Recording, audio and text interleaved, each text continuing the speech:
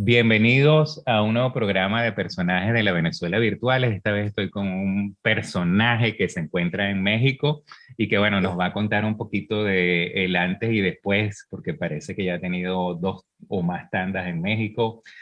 ¿Cómo estás, Ana Cecilia Montilla Rugeles? Hola, buenas tardes para ti y buenos días para nosotros aquí en México.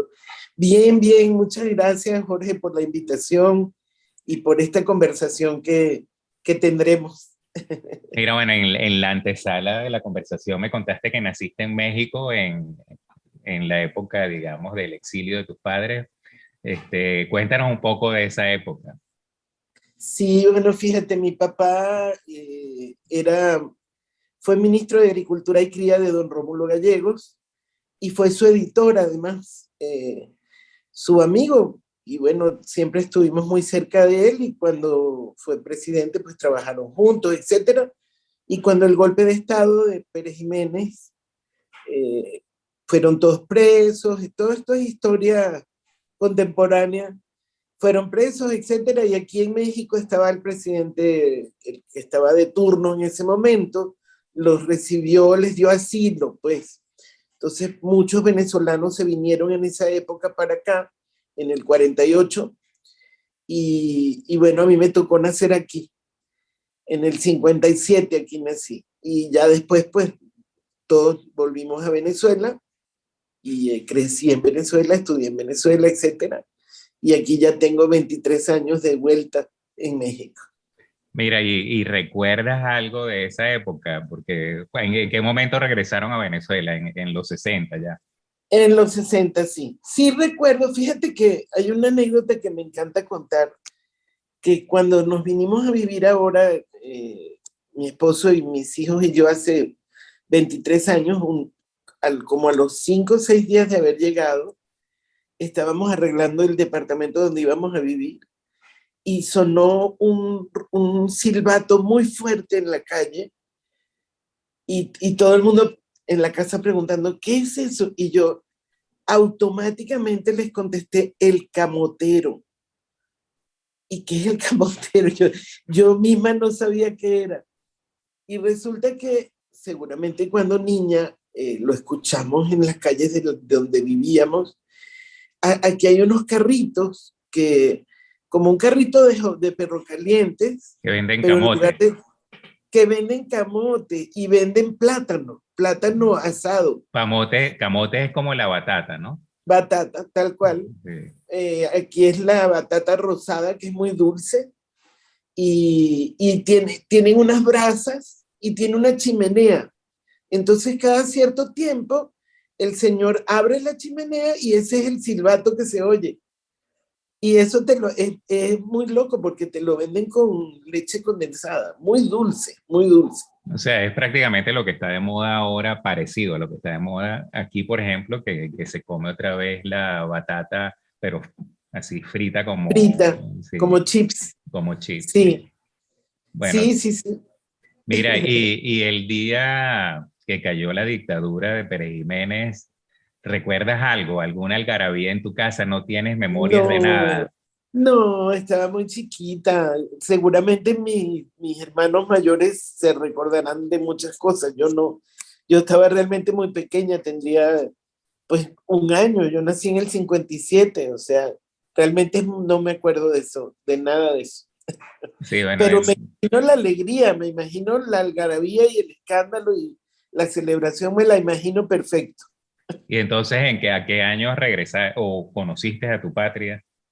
Yo conocí a Venezuela, seguramente, supongo yo, que a finales del 58 o 59, sí, mi mamá se tuvo que quedar en México un poco más porque mis hermanos mayores estaban en la universidad. Y mi padre sí se devolvió con una parte de la familia y los demás nos quedamos a esperar que estos terminaran. Entonces yo me imagino que 59, 60 fue cuando yo conocí realmente Venezuela, pero además esa es una historia también bonita porque la conocí no solo con mi familia, sino con mi nana mexicana que se fue a vivir con nosotros a Venezuela, que aquí en México vivió 10 años con nosotros y 20 años en Venezuela. O sea, yo crecí con un pedacito de México al lado. O sea, creciste bilingüe prácticamente. Así es, sí, sí. Yo siempre digo que soy bicultural. Bueno, muy importante, sobre todo para nosotros los venezolanos que en algún momento nos centramos tanto en Venezuela y perdimos quizás la conexión del espectro de los países que nos rodeaban. Sí, Y bueno, teníamos mucha conexión, quizás más conexión con Estados Unidos y Europa que con Latinoamérica, a pesar de estar full de latinoamericanos, ¿no? así es, así es. Fíjate que ahora que nosotros abrimos aquí un restaurante, después de muchos años de trabajar en el sector cultural, yo en Venezuela trabajé 25 años en cultura y en México 23. Sigo trabajando en eso. Pero aparte de eso, con mi esposo, hemos sido emprendedores y abrimos una escuela de música que todavía está funcionando, ya tiene 10 años, y ahora abrimos este restaurante, que es la segunda vez que lo abrimos. Y allí empezamos a hacer comida, decimos que es comida del Caribe, pero realmente es un reflejo de todas las migraciones que nos enriquecieron en Venezuela. Y te encuentras con cosas italianas, con cosas españolas, porque forman parte de nuestra cultura, forman parte de nosotros, pues, ¿no? Mira, estoy totalmente de acuerdo contigo. Yo tengo viviendo en el extranjero, bueno, prácticamente desde el 83. Tuve una interrupción de 2 años y pico entre el 89 y el 91 y luego, bueno, otra vez en el extranjero. Y por supuesto que yo añoro comidas venezolanas y eso, pero uno viviendo en el extranjero se da cuenta que nosotros comimos mucho bien extranjero en Venezuela. Entonces, Así, pero claro, a la hora de que quieren representar a Venezuela en una actividad culinaria, siempre sacan la cuestión esta de las caraotas negras y cuestiones así, que yo también me encantan y todo eso, pero siempre pienso, oye, siempre nos quedamos como muy creole, como muy primitiva la cocina, como muy sencilla, siendo que en Venezuela cuando tú vas a una fiesta o las personas cuando se quieren presentar en sus propias casas, tienen manjares de todo tipo, versiones venezolanas de todas las manjares del mundo, o sea. así es, así es. Y no solo las versiones, o sea, yo creo que nosotros tuvimos la dicha de conocer la comida de cada uno de estos países a su manera más tradicional. Nosotros podemos hablar de una paella valenciana típica, tradicional, sin haberle agregado nada venezolano. Y llegas a Valencia y la pruebas y dices, esto es igualito a lo que yo comí en Caracas, ¿no? Sí, Caracas era, no sé si ahora, porque tengo muchos años que no voy, pero era una ciudad eh, impresionantemente variada, diversa, rica en culturas del mundo, ¿no? Podías comer comida mongolesa, tailandesa, china, japonesa, española, italiana y de donde fuera, ¿no? Yo recuerdo mucho un lugar en Los Palos Grandes que me encantaba, que era de comida de Montenegro. O sea, te dices, ¿qué es esto? ¿No? Pero pues sí, Venezuela sí era. En los años 80, finales de los 80, venía yo en un avión, iba en un avión para Venezuela, sentado con una señora que venía de la ex Yugoslavia, y entonces ella me dijo que, bueno, que ella pues ocurrió la guerra y estas cosas en Yugoslavia, la gente se fue a Venezuela, sus padres, y ella la dejaron estudiando en París y se graduó de arquitecto. Entonces, una vez que se graduó de arquitecto, ella decía, bueno, yo voy a ir a las casas de mis padres allá en Venezuela, a, pues a solamente decir me gradué y me regreso a París y tal, ¿no? Entonces, bueno, fue y se quedó y dice es que en Venezuela había hasta el agua mineral del pueblo de mis padres. Así es. O sea, era una Todo, cosa, una cuestión única en esa época, ¿no? sí, sí, sin duda, sin duda. Y creo que eso también nos da de alguna forma esta manera de entender el mundo, ese mundo multicultural, sin fronteras culturales, digamos, entendiendo las regiones culturales, pero sin las fronteras políticas, pues, ¿no? Eso nos da una visión completamente distinta. Siempre me acuerdo de mis sobrinas, por ejemplo, que se tuvo que ir a vivir a Colombia. Cuando llegó a Bogotá me decía, es que no encuentro nada, no consigo nada. Y me decía, y en Caracas yo salía y en la esquina o un poquito más allá había todo, ¿no? Pues sí, nos tocó conocer el mundo múltiple y luego empezar Y, a conocer mira, y cada... en ese proyecto café, restaurante que tienen ustedes, bueno, por lo poco que vi, representan el arte también, ¿no? Sí, es un centro cultural realmente, ¿no? Gira en torno a la gastronomía porque nos encanta cocinar y hemos estudiado y bueno. Y la idea original es que mi esposo abrió la escuela de música, cuando él daba, por ejemplo, las percusiones peruanas, le enseñaba a los niños la comida peruana.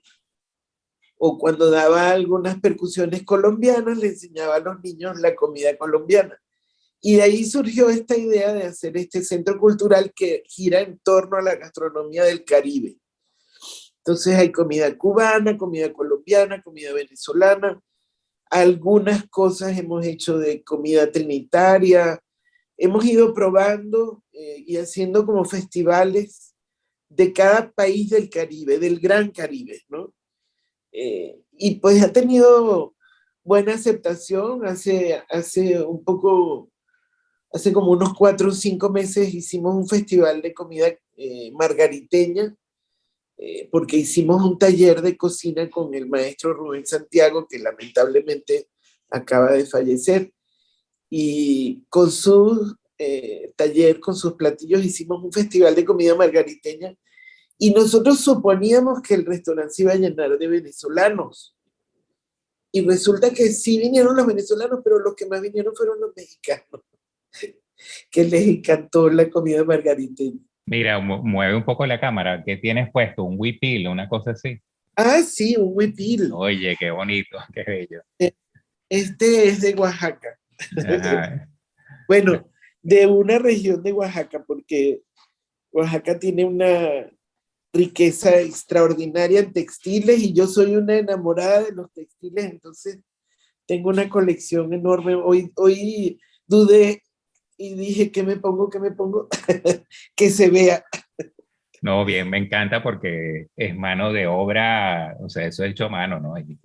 Hecho a mano, así Sí. es. Y los hilos son teñidos naturalmente y la tela de abajo es telar de cintura, es todo hecho a mano.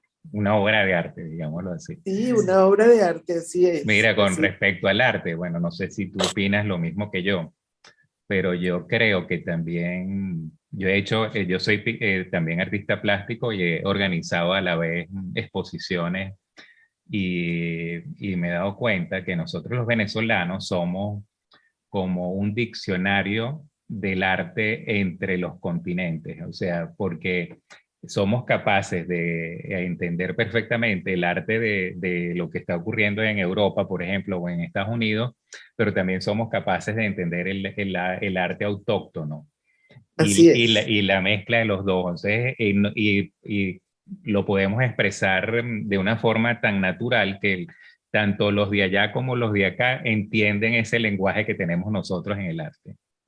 Sí, yo creo, opino como tú, creo que justamente por esta gran riqueza cultural que nos tocó vivir, pudimos abrir estos horizontes y conocer las manifestaciones de las disciplinas artísticas de todas partes. Y a los que nos gusta, pues, porque habrá gente a la que no le gusta, efectivamente tenemos la posibilidad de disfrutar y de valorar no solo las manifestaciones de las bellas artes, como se conocen lamentablemente, porque es Todas como son que si lo bellas. otro no fuera bello, Sí. ¿no? Pero bueno, en ese término, digamos, elitista, conocer las bellas artes y también conocer el arte popular y entenderlo y valorarlo. En todas sus disciplinas, pues, porque la música es una maravilla, ¿no? No solo las artes visuales, eh, pero y bueno, y por eso también la gastronomía para nosotros es una manifestación justamente de eso, ¿no? De esa gran riqueza cultural que tenemos, ¿no? Bueno, imagínate yo aquí sentado en el Musikverein, que se supone que es una de las salas por Y excelencia de música claro, clásica a nivel del mundo, pues sí, presenciar a la orquesta juvenil tocando un mambo en orquesta, o sea, sí, en ese espacio. Entonces tú dices, solamente los venezolanos somos capaces de llevar el mambo a la altura de, no sé, de una orquesta sinfónica y ponerla en este tipo de sala, es una cosa, o sea, la piel se te derrite, pues, de ver eso, sí. sí.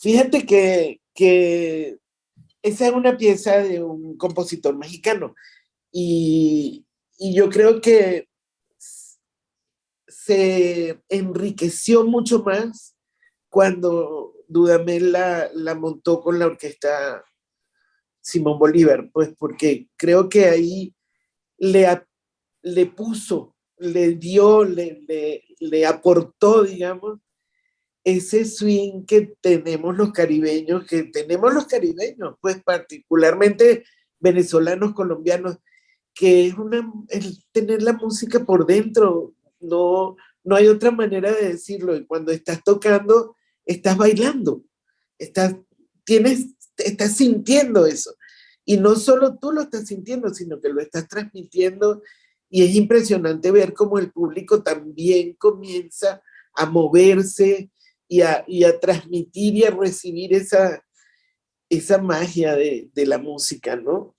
Eso es realmente maravilloso. No, Fíjate que, cuestionas lo que está sucediendo, o sea, que las personas van preparadas para algo súper rígido y tienen ah, ya, digamos, una forma, imagínate que aquí la gente no tose ni nada de eso, solamente en las pausas, o sea, tú, sí, se acaba la música, entonces, porque se supone que saben que eso lo están grabando y todo eso, entonces, pero que tú veas que alguien se pare, que se mueva, como tú dices, eso es...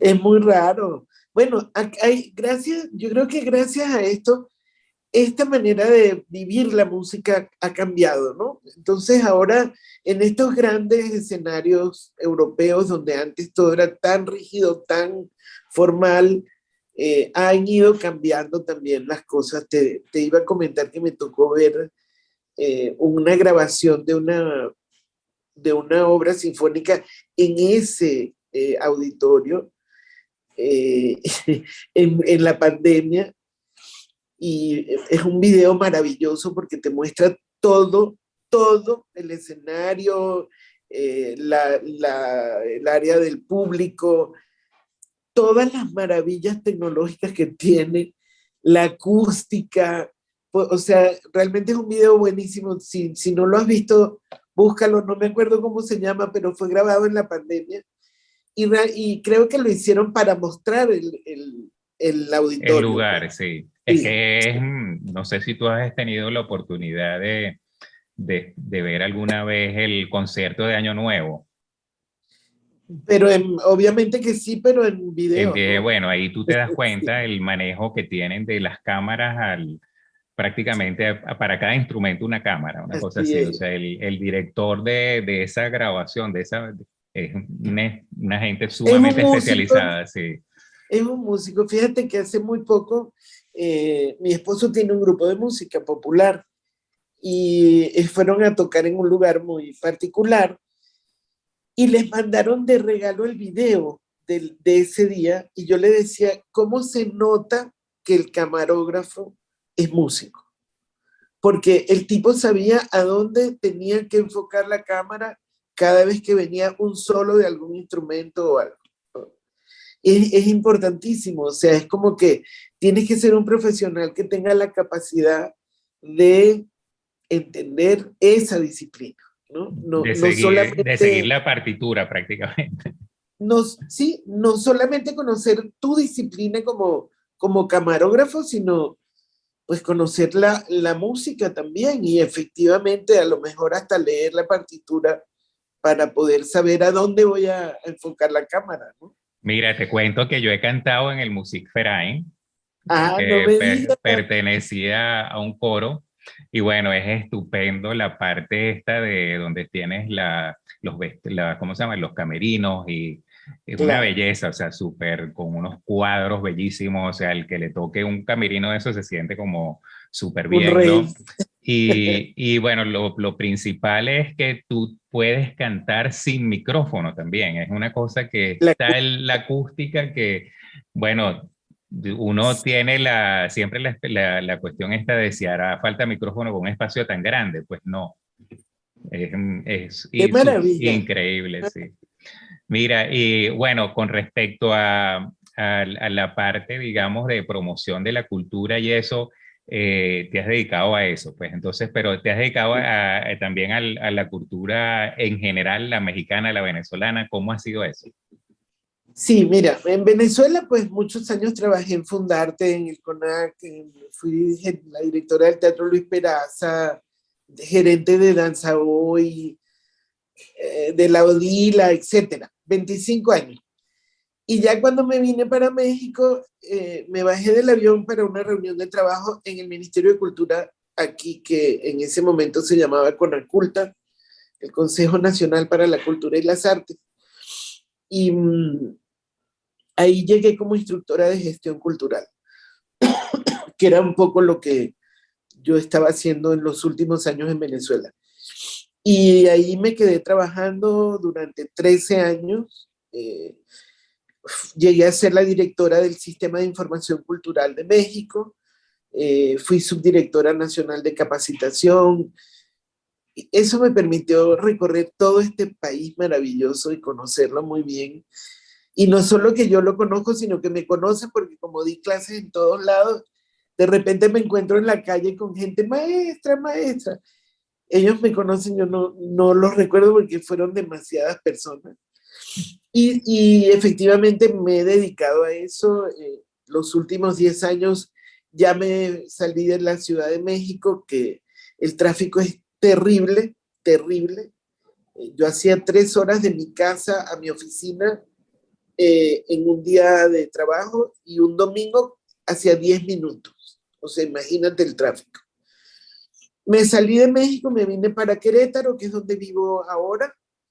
Aquí trabajé en lo que es aquí en Querétaro, lo que sería el Ministerio de la Cultura en el Estado. Aquí estuve 5 años en un cargo como directora general de educación artística y luego me fui para San Luis Potosí, que es otro estado que está relativamente cerca, a donde también me fui a la Secretaría de Cultura como directora general de Desarrollo Cultural. Y hace un año renuncié, y bueno, hace un año no, hace 5 meses renuncié para dedicarme a este proyecto, que es este centro cultural, ¿no? En donde estoy ahí de cabeza, pero sigo dando clases en la Universidad Autónoma de Querétaro, en la Universidad de Guadalajara, siempre en el área de cultura, en el área de la gestión cultural. Y me he especializado particularmente en el uso de la tecnología en la cultura, ¿no? Los sistemas de información. eh, Me tocó hacer una propuesta para desarrollar ecosistemas de información cultural en Centroamérica. Me he dedicado a eso, es mi vida eso. Y bueno, Bueno, ahora en el Centro Cultural San Luis. una carrera espectacular y increíble que se haya desencadenado con que te bajaste del avión y te metiste en una reunión, ¿no? Así, literal, La reunión literal. bendita, qué bella la reunión. Fue una cosa muy loca porque no lo esperaba una amiga nos había dicho, lo recogemos en el aeropuerto y yo, ay, qué bueno, gracias, muchas gracias, nos llevaron al hotel y luego me dice, vamos a dejar tus hijos con mi nana, con mi hija, porque tienes una reunión de trabajo. Yo, ¿qué? ¿Cómo que una reunión de trabajo? Y desde ese día ahí me quedé trabajando. O sea que tus hijos, o parte de tus hijos, no sé cuántos hijos tienes, Tengo dos, dos, nacieron en Venezuela los dos. y continuaron sus estudios entonces en México. Sí, se vinieron muy pequeños, perdón. Mi hijo se vino de 10 años y mi hija de 4.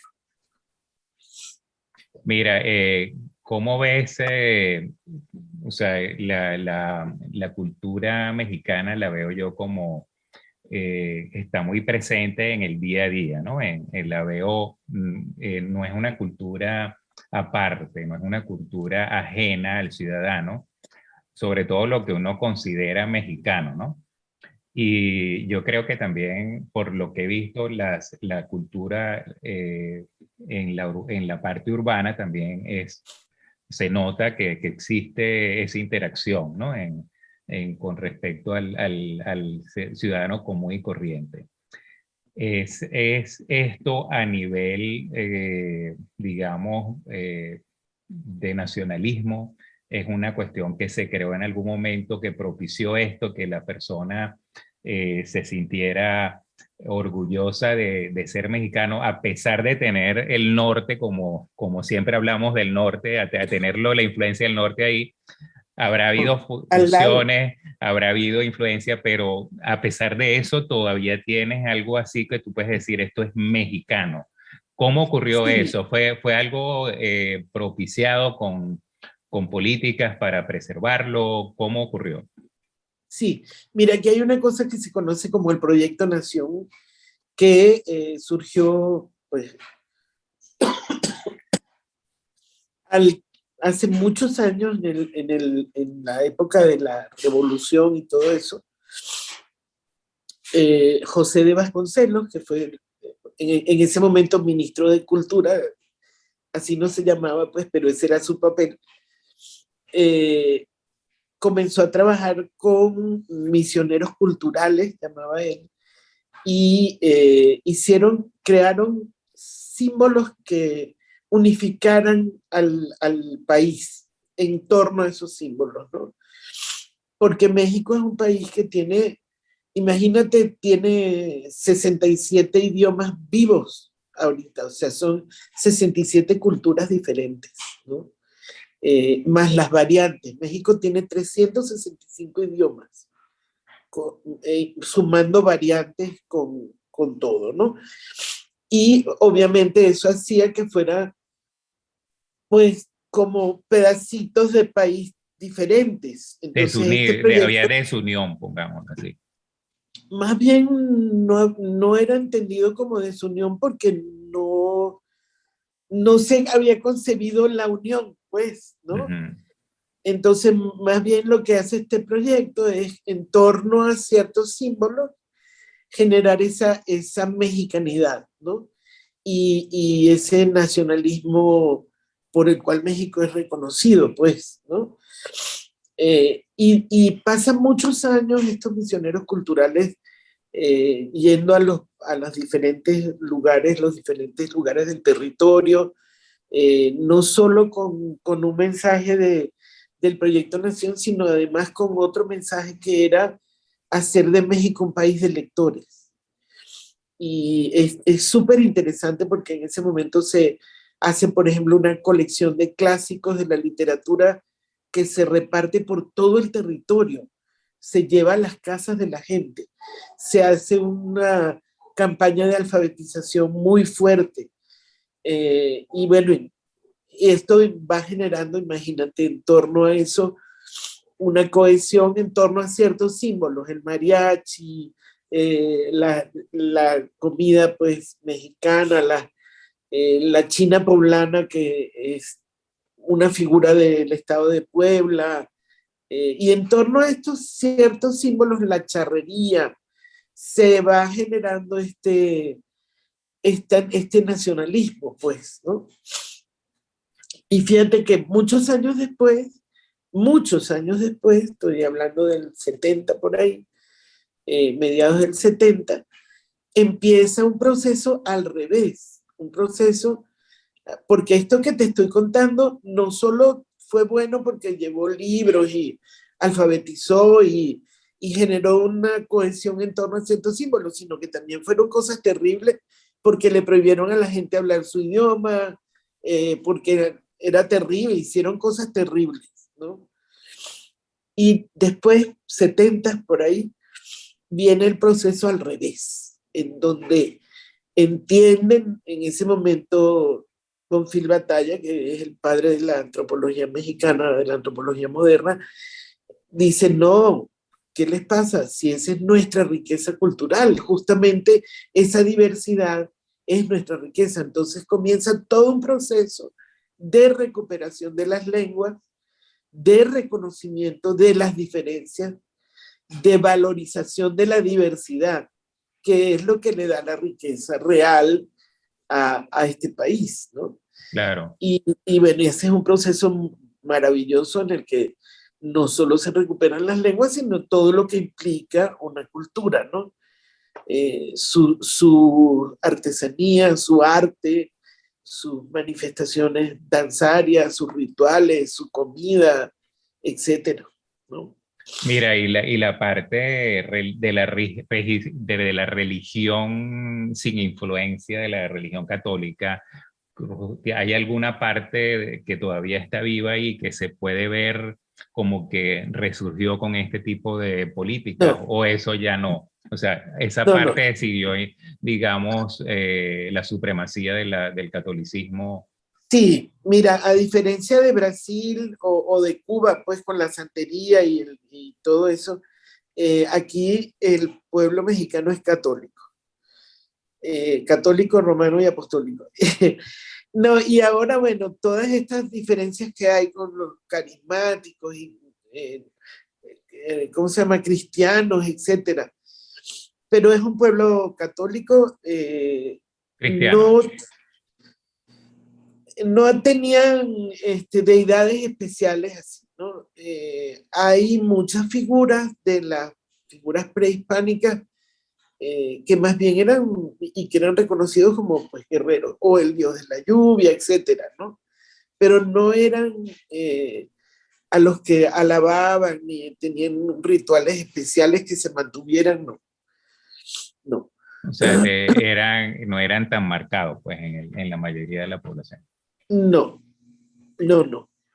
Y bueno, yo lo he visto solamente un poco en esto del Día de los Muertos, que hay como una mezcla Ah, de creer en, digamos, en otra forma de vida eterna distinta a la católica, como que sí, convives con nuestros muertos, pues algo así, ¿no? el Día de los Muertos realmente es una fiesta, ¿no? Ujú. O sea, es una celebración en la cual tú preparas tu casa para que vengan tus muertos a la casa, o vas al cementerio y les llevas la comida que les gustaba, la música que les gustaba, etcétera. La muerte no es un como nosotros en Venezuela, que es una cuestión dolorosa, que no, es más bien el momento del encuentro de nuevo con esos seres queridos no se han ido, que están ahí, ¿no?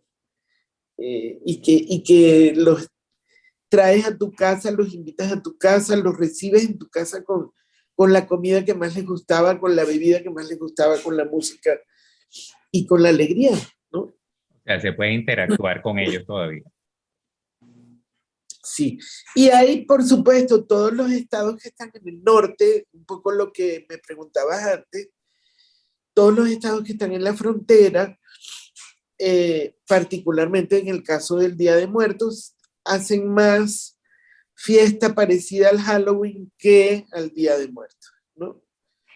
Pero bueno, te digo que es una mezcla de cosas porque incluso hasta hay un pan que es un pan tradicional que se llama el pan de muertos, que es lo más rico del mundo, que es un pan que cuando sale del horno tiene unos huesitos arriba y es delicioso porque se amasa con agua de azahar, es una maravilla. Entonces es toda una combinación de cosas, ¿no? De la comida, de la música, de los colores, no sé, seguramente has visto el papel picado, que es bellísimo, todo lo que hacen es una obra de arte, porque es papel de seda, papel chino, no sé cómo, no me acuerdo cómo se llama en Venezuela, Sí, como creo que se llama así, papel chino, ¿no? y lo van cortando con una cuchilla y hacen figuras, hacen calaveras, hacen catrinas, las catrinas que son los esqueletos, las mujeres muy elegantes, vestidas, ¿no? Y es muy bello y con eso se adorna todo y son colores vivos. Es más bien una celebración, ¿no? Más que un Mira, dolor, más y que... una forma también de usar esto para expresar algún tipo de mensaje político a los políticos directamente también, ¿no?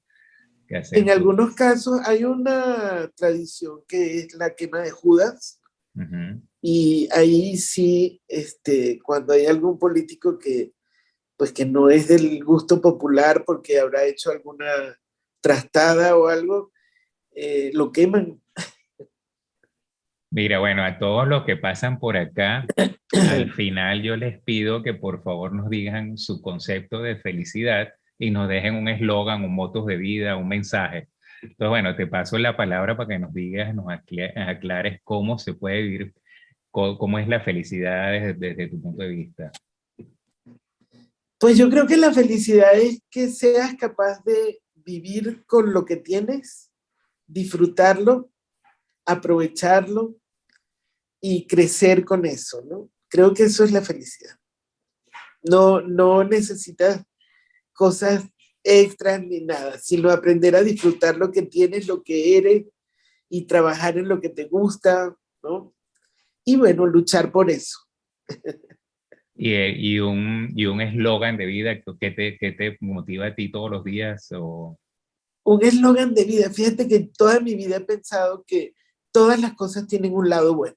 Entonces, mi eslogan de vida es busca el lado positivo, siempre, ¿no? Bueno, Siempre. creo que sí, creo que yo también soy, digamos, de ese bando. Eh, Siempre tú tienes la felicidad está ahí, pues, o sea, no es algo que es inalcanzable, que no es algo que está en otro cuarto, que está en otra etapa, que está en el No, futuro, la felicidad está ahí y tiene mucho que ver con esto, de buscar la parte, digamos, positiva de las cosas porque ahí de una vez volteas la cara a la flor e ignoras el bache, la cosa rota, ex- ¿no? exactamente. Mira, bueno, encantado de hablar contigo, realmente un placer. Igual, igual. Y bueno, te deseo lo mejor para tu vida, para este año, para tu proyecto, que sea, bueno, un intercambio continuo de sabores con cultura. Y bueno, te abrazo desde Viena para allá. Igualmente, Jorge, muchas gracias. Y bueno, ojalá que algún día te des una vuelta por acá para que nos conozcamos de verdad. Bueno, ojalá igualmente, aquí estoy a la orden, ya saben, ¿no? Gracias, gracias. Y bueno, que tu proyecto siga muy bien y que logres hacer ese registro de esta Venezuela que ahora crece en el mundo entero. Bueno, vamos a ligarla. Un abrazo.